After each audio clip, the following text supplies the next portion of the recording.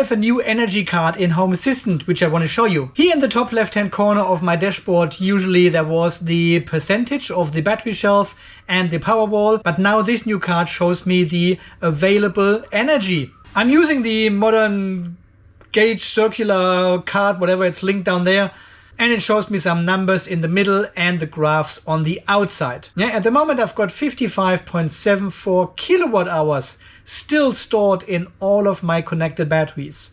That is 7.6 kilowatt hours in the battery shelf, so that's why the color is already red, and 48.2 kilowatt hours still in the batteries of the Powerwall. And these circle gauges around these numbers are showing me the percentage of that. So 0% would be here, 25, 50, 75, and one full circle is 100%. And now we've got here like 20% or so still in the battery shelf. We've got a bit over 25% in the Powerwall, and the overall stored energy is close to 25%. Yeah, I found it far more beneficial to show the stored energy or the stored capacity in ampere hours than the actual percentage of the battery, because I always did the maths. Okay, it is at 20%. How much kilowatt hours are this? This is like 10%, is this and this. And so that's why I changed to this card, which shows me the kilowatt hours directly and the percentage. I can of course always scroll down and see here the battery shelf and the Powerwall separately. We can see the battery shelf with 44 kilowatt hours maximum energy stored, or 864 ampere hours,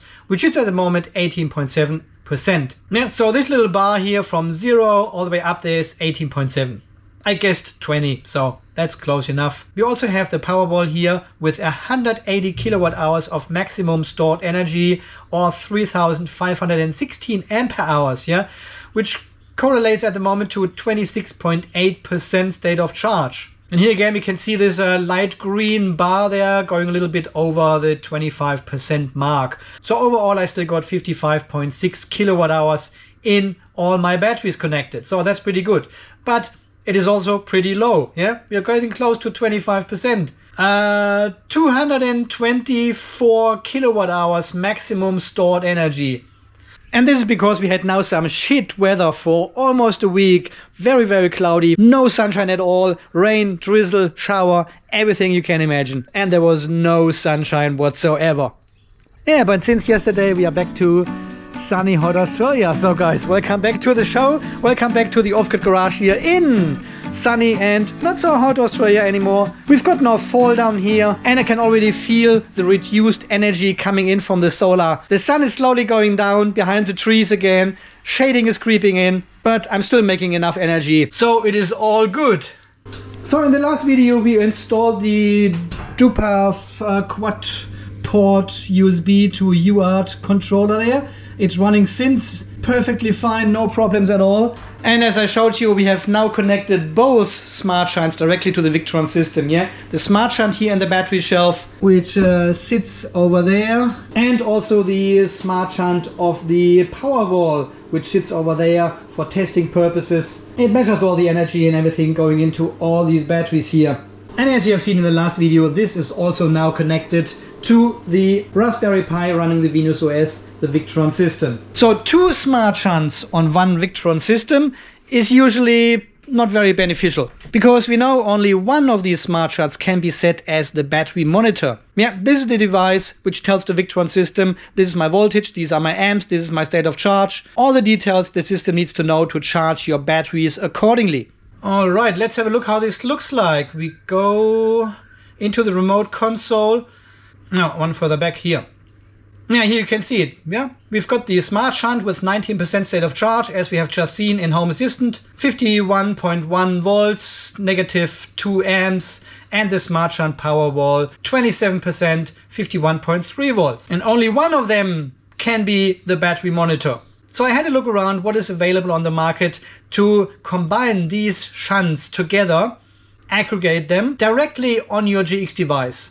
And I found a very, very interesting project on GitHub, of course, and someone had exactly the same problem and developed a solution for it. So if you scroll one further down, we can also see we have a Smart Shunt Aggregate now, yeah, which is 25%, 51.23 volts, and 21, it changes all the time. But this aggregated smart shunt now is a combination of the data of the individual smart shunts. And of course we can set the smart shunt aggregate as our battery monitor. So we don't have to decide which of the smart shunts is our battery monitor. We can combine them now on the GX device to an aggregated, pretty much virtual smart shunt, so to speak. If you go into settings and go into system setup, we can see the battery monitor is not the smart shunt or the smart shunt Powerwall, it is the smart shunt aggregate. Yeah. So if we go in here, we've got multiple devices which we can set as the battery monitor in Victron, and we've got the smart shunt and the smart shunt Powerwall, as well as the smart shunt aggregate. This is the default name it came with, so you can change the name to whatever you like as well. So this is our battery monitor. And if we go into the smart shunt aggregate for a moment, you can see all the details here: state of charge, consumed ampere hours 3295.6. Time to go with this load at the moment, another 1 day, another 2 days.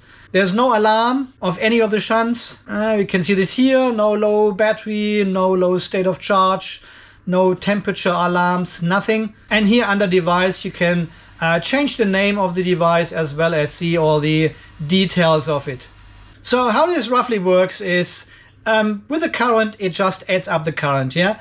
This current from the smart shunt plus the current from the Powerwall makes the current which shows in the VRM or the system. The voltage is an average voltage, and the state of charge is weighted. Because the Powerwall has 3516 ampere hours in comparison to only 864 of the battery shelf, yeah? It does a weighted average. And here you can see the calculation of the aggregated smart shunt is very close to the smart shunt Powerwall. So this is not the average across all your smart shunt. It takes into account the capacity of each of the connected batteries as well. Where does it get the information from? Well, we have to set the capacity in the smart shunt once, and then the smart shunt aggregate pulls the information from there. Yeah, and here the consumed ampere hours as well. This is a combination of both shunts together. How much ampere hours we have used in one shunt, how much ampere hours we have used in the other shunt, and this combined, it shows it here as a consumed ampere hours. The same for the time to go. It is a combination of both smart shunts together.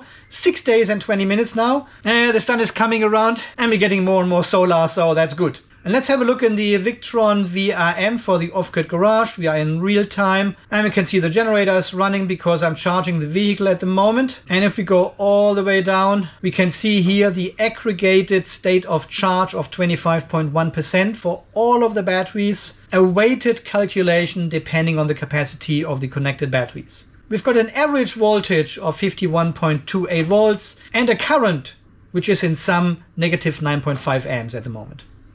Time to go, 118 hours now, perfect. And down here you can also see the single smart shunt for the battery shelf and also the smart shunt for the Powerwall with all the details. Yeah, the battery shelf has already started charging while the Powerwall batteries are still discharging. 18.8% here for the battery shelf and 26.7% here for the Powerwall. I linked this down below as well in the description so you can have a look at the VRM and can see how the single smart shunts look like and also the aggregated data reported to the system. So let's have a look at the project itself. You can find it on GitHub. I linked this all down below. It is from someone called Tech Blueprints and it is called Dbus Aggregate Smart Shunts. It is a fork from the Mr. Gigavolt aggregator, which has been used with the serial battery driver from Mr. Manuel. And this one simply says a Victron Venus OS service that aggregates multiple smart shunts into a single virtual smart shunt monitor. This is exactly what we have seen, yeah? So with this project you can have multiple smart shunt. I don't think it is limited, maybe just from the connections of your GX device if you don't use the Dbus quad port USB adapters. But yeah, it says here when you have multiple batteries in parallel, each with their own smart shunt, the Servo GX shows them separately. As we have seen, this service combines them into a single virtual smart shunt, providing unified monitoring of your complete battery bank. The features: auto discovery of all smart shunts on the system. Auto detects total capacity from the smart shunt configuration. There we go.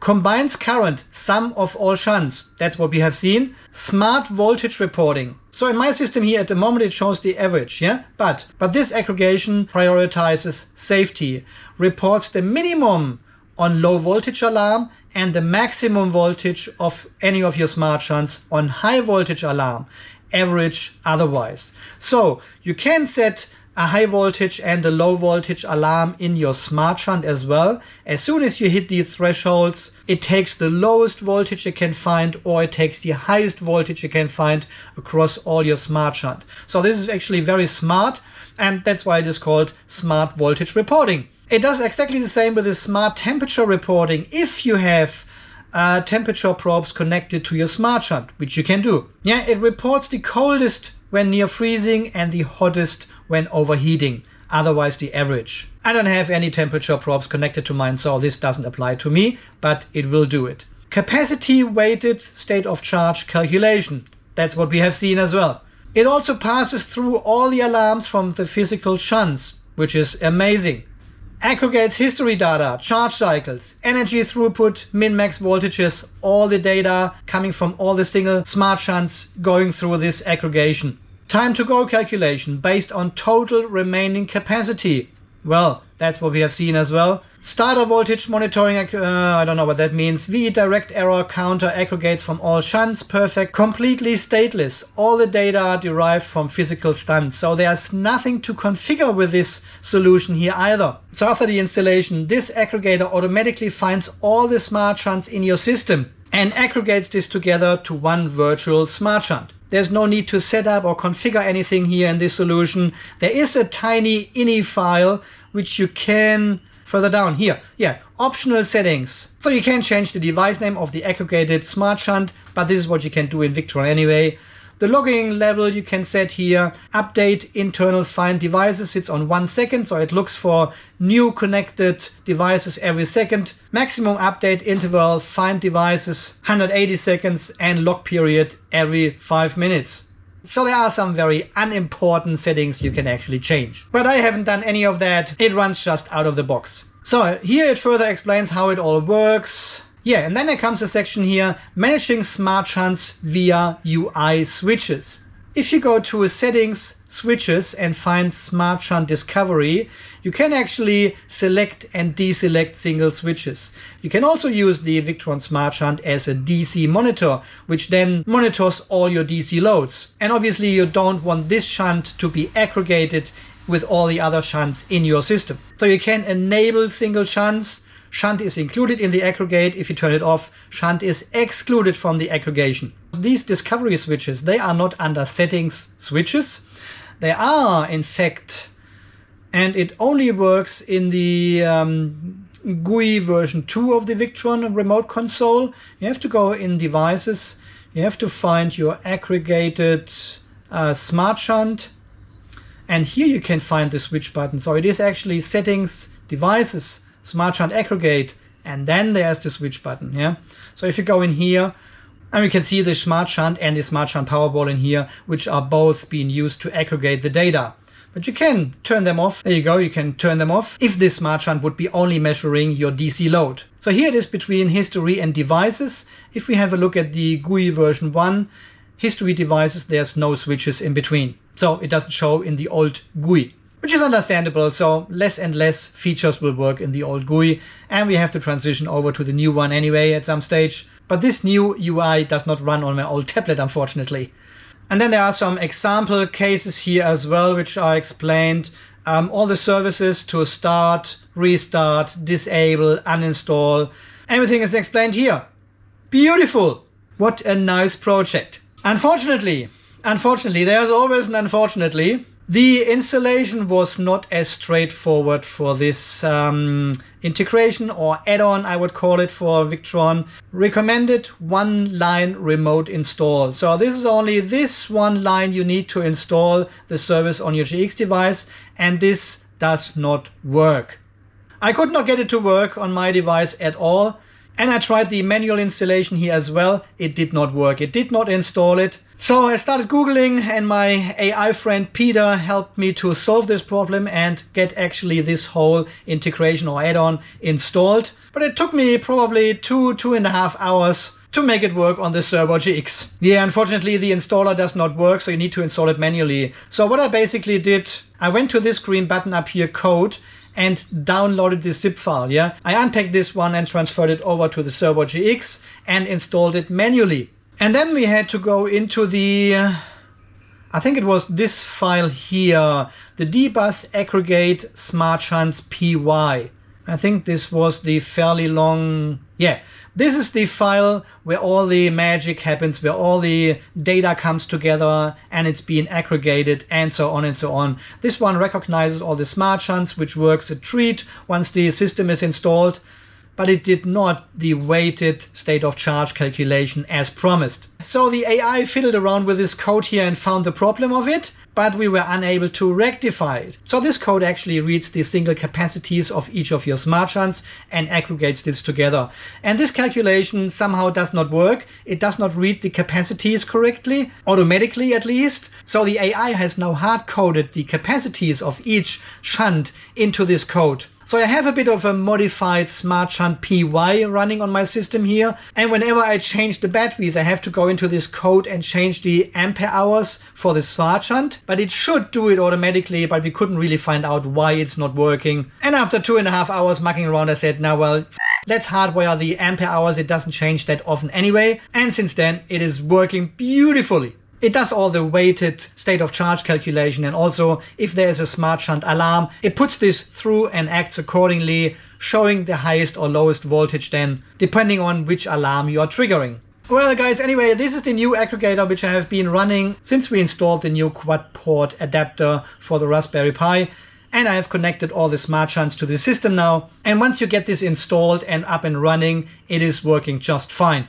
So if you have multiple smart shunts connected to your Victron system yourself and want to try this aggregator, I'll link this GitHub project down below.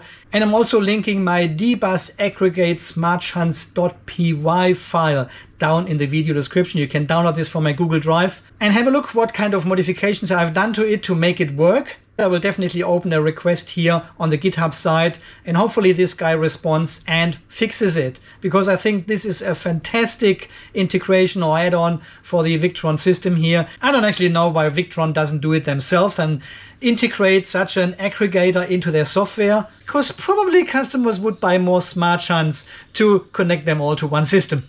If you can't get this add-on to work, don't worry about it. This is only one example of what you can do. I will show you more solutions about this in future videos. So there are quite a few alternatives out there on the market which are working the same way as this integration here. I just found this interesting because it only concentrates on the smart shunts and it does all the smart voltage and smart temperature control as well, which other add-ons don't do. But here this add-on seemed to go a bit further. Okay my friends, so far this video from today explaining how you aggregate several smart shunts in your Victron system and introducing you to this one specific add-on which I'm using for 2 or 3 weeks now. And since I got it installed and working, it is working just flawlessly, no problems at all. Guys, thank you very, very much for all your amazing support here, for all these people who are donating to the channel here. Thank you so very much for that. More videos are coming soon. If you enjoy these videos, drop me a like, leave a nice comment. If you are new here, subscribe, it is free. And until the next video guys, you stay charged, stay safe, and thanks again for watching. See you then, bye bye. So 1.5 kilowatt, 1.3 kilowatt, 2.8 kilowatt, nice.